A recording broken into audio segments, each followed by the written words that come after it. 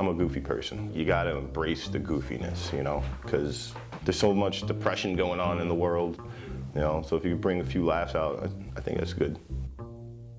I've been into illustrating since I was a kid. I've always drawn cartoons mostly. Comic strips is where I really wanted to start, so Gary Larson of The Far Side, he's probably like my #1 favorite comic strip artist. Earlier on, I was just more trying to get a point across, so I was doing very simple looking drawings and just trying to get like the joke out there, based off of, you know, just what I kind of saw in life.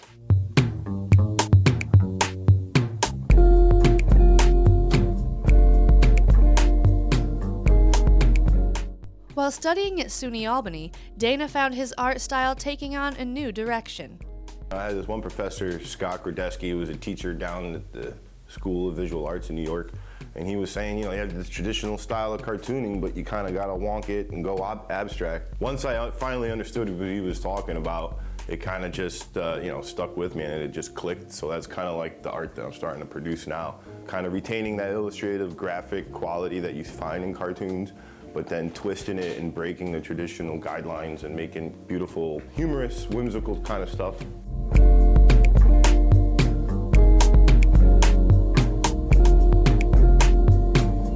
I'm definitely influenced by graffiti. I'm influenced by the color and, you know, subject matter, but really how the tightness and how it's constructed. It's like a road trip that you don't know where you're going. Start off with a squiggle and it's like you just kind of make a left turn right here, right turn there, add a green or a blue or a splatter, you know? It's just kind of like going with the flow. I use a lot of eyes in my work. I think eyes are like the window to your soul. You can tell a lot by somebody by looking at their eyes. And they also help bring a lot of life, I think, to my paintings.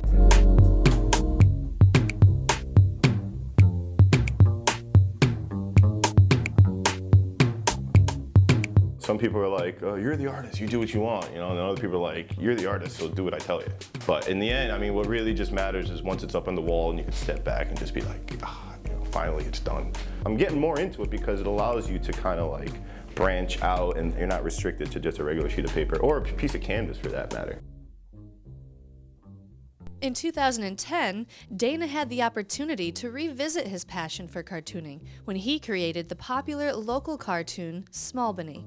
A few years ago, I wanted to be a nationally syndicated comic strip artist, so I put together a couple press kits and I mailed them to big syndicates around the country and got several rejection letters. In fact, a couple of them I framed and I kind of keep just as a way to remind myself. But then I realized that, you know, if you're going to do it, you got to do it on your own. And the city kind of had a lot of humorous aspects to it. I saw some funny stuff on the street and I just illustrated it. So that's kind of how the idea came about. Started a Facebook page and it kind of just blew up from there.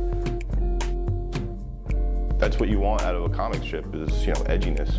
I think that's the responsibility is to raise questions about how society is, how the city is, how people are. It's open to the public, so, you know, the fans are encouraged to submit ideas of funny things that they can come up with, you know. I just like the fact that it's a comic strip for the city of Albany, by the city of Albany.